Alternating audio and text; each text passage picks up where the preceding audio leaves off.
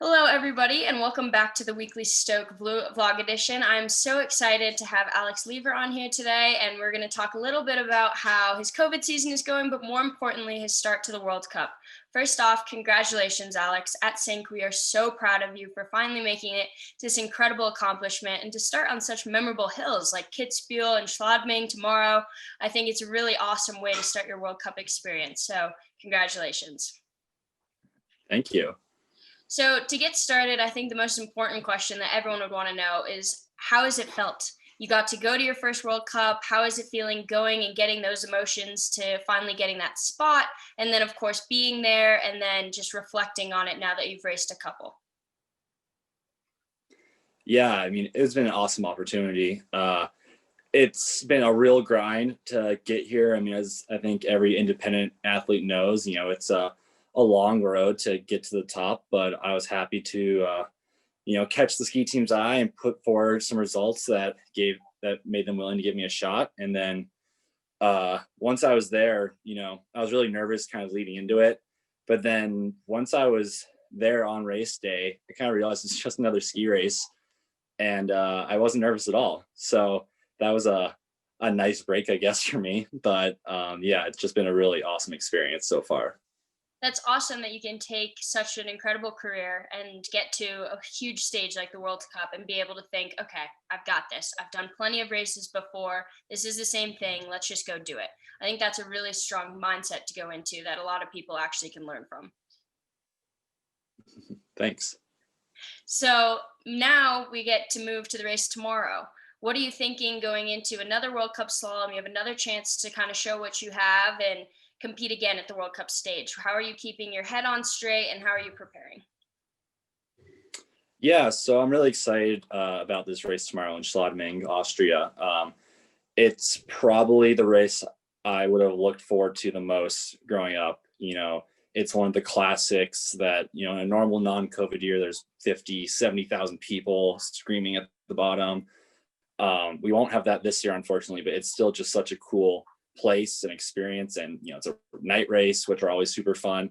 So I'm really excited for that. We have a hill free ski tonight. So I'll get a look at the hill and take a couple runs down it to see how it feels. But yeah, I don't know. We'll see when we get there. But Schladming's a hill that, I don't know, it's iconic and I think it's chargeable. It's a place where you put a good run down, you can get in the top 30. So, I mean, that's my focus, to try to do that. Perfect. So we're going to take a step back and move away from the World Cup. But basically, you've mentioned you're an independent ski racer trying to make it on your own to the World Cup stage. And I know you're a member of Team America, but can you explain a little bit of what Team America is, how it's evolved over the past couple of years to now being solely you? But do you see room for expansion and a way that guys can use it as a platform moving forward? Yeah, so Team America is an independent foundation in coordination with Sync that tries to help empower independent athletes to make it onto the World Cup. And its initial years had guys like Michael Ankeny, Will Gregorak, Seppi Stiegler, and Hig Roberts on the team. And then evolved into adding guys like Brian McLaughlin, Garrett Driller, and then now myself. It's kind of a weird thing. We don't have any set criteria about who makes a team. It's just, in general, post-collegiate skiers who are still going at it and still trying to make that jump to World Cup. So there's no rhyme or reason about, why we have 1, 2, 4, whatever amount of athletes. It's kind of just, is anyone skiing? And is there anyone who's pursuing the dream this year? And, for example, this year, I'm kind of the only guy doing it who's post-college. And there's a couple guys at home, but yeah, in the future, I think we definitely look forward to expanding the roster. It's a really cool program that has helped guys make it back on the U.S. team and ski in, World Cup races and win U.S. national championships and things like that. So it's a program that we're definitely going to want to keep going for sure. Yeah, I know Sync has loved to be a part of working with you guys and having this ability to provide to athletes that are trying to continue to make it without being on the US ski team. And so that leads to my next question, college. I noticed that you went to DU, graduated from there, and also got your master's at DU. So, how has college helped you prepare not only to pursue skiing at the highest level now, but it also helps you in the business world? Because I've seen that you got your master's in quantitative finance. So, how are Yes. you planning to use both those moving forward? Yeah, college was the best decision I made in skiing. I was at a level where I was kind of on the bubble of D team, non D team college, and I was trying to decide what to do. And I didn't get an offer from the ski team, and I went to school. And I'm so happy I did that. I was not, physically or mentally mature enough at that age to whatever win NORAMs or ski World Cup or anything. And the 4 or 5 years I was at DU gave me opportunity to grow physically and mentally. Learn how to take care of myself and take ownership of my own skiing. And that has helped me immensely now that I'm racing out of college independently. I think that college has been the most fun experience I've had in skiing, while also being such a springboard to post college skiing now on the World Cup. Yeah, I'm very thankful for that. And then in regards to non-skiing and the real world, whenever I'm done pursuing this sport, I have a career to fall back on. I had undergrad in finance and then my master's degree in applied quantitative finance as well.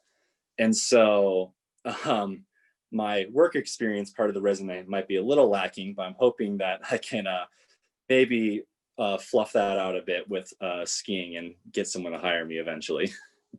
Perfect. Well, it sounds like you've got a good base to move forward with. So, I'm hoping, fingers crossed, that you've got it covered Yeah, for skiing exactly. and work. So, Yeah. Alex, you've had a pretty awesome start to 2021. Let's say it. You've made it to World Cup, you've had a couple starts, and we're super excited to see you continue down this path.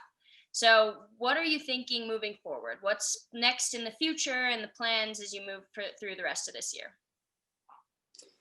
So my short-term plans are to race Schladming, obviously, and then Chamonix World Cups. I've been invited to those as well by the U.S. team, so I'm really excited to get 5 World Cup starts in my first go around, which is pretty amazing. I'm really thankful for that. Slalom month, as they call it in January, is can be really good or really bad for me. I got pretty lucky where I, had some good results right before this big block of racing, so I kind of got inserted for the whole month. But once that's over, I am planning to either race some Europa Cups around in Europe or head home and prepare for the NORAMs. The NORAM schedule is really up in the air, but we're hoping to get something off in March and April. And that's definitely my priority for this year because winning a NORAM spot would allow me, guaranteed start rights in all the World Cups. And that'd be really important. While the ski team has been really supportive and helpful to me this year, it would also just make things a lot easier to not have to, jump through any hoops to get things done. So I'll probably head home, prepare for NORAMs, and then try to ski fast in those. Sounds like a pretty great plan. Well, Alex, I know you're in Europe right now, so we appreciate it that you came on, and it was great getting to introduce you to our sync community and also get to ask you a couple questions about what's going on in your life right now, which is pretty exciting. So, just thank you again for that and coming on. And to everybody listening, thank you for coming on and hope that you enjoyed listening and learning a little bit about Alex Leever. And I'll catch you guys all next week. Thank you. Thank you guys.